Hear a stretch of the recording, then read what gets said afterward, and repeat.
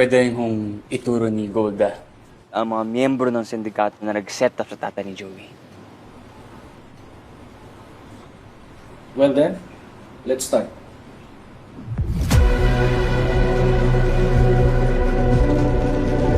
Sabi ng aming reliable source, kilala ang wanted na drug dealer sa Bolagos sa pangalang Loloy. At ito ang nakuha ng mga pulis sa whistleblower. Tandaan nyo ang mukhang ito, mga katirada. At kapag na-recognize nyo ito, itawag nyo agad sa number na ito. Hopefully, marami pang isiwalat ang whistleblower. At kapag nalaman na namin ito, mga katirada, ibabalita namin agad sa inyo. Dahil dito, katotohanan lang ang aming tirada.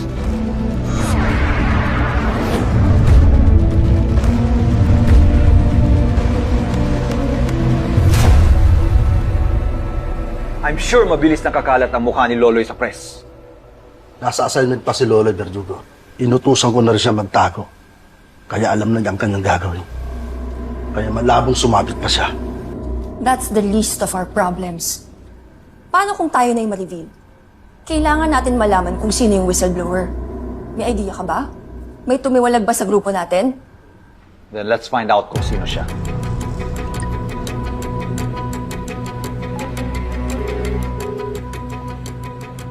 Hello? Kuya? Andrew, malaking story yung nilabas mo ngayon ah. Hindi ba delikado yan? I know, kuya. Pero kailangan ko mailabas to. Pero sigurado ka ba dun sa whistleblower mo? Yeah. I think so. Matagal ko rin siyang source.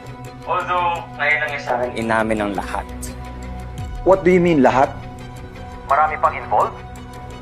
I believe so, kuya. Malalim.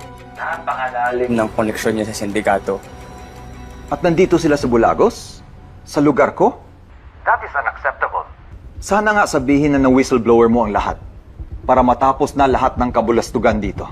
Tell me, who is your source? Kuya, you know I don't burn my sources, di ba? Why not?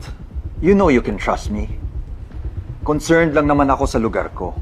Nandito ang family natin. Okay, I understand. But as far as I know, walang mangyayaring masama sa Bolagos, kuya. Okay? Actually, kung isipin mo, mas makakatulong pa nga to eh. Once na nahulang sindikato, then mas magiging safe pa sa Bolagos, di ba? Well, hindi ka makakasigurado. Okay. Sige, ganito na lang, kuya. If I find something concerning about you guys sa Bolagos, then I will let you know.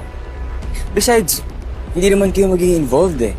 Unless meron kayong ginagawang illegal.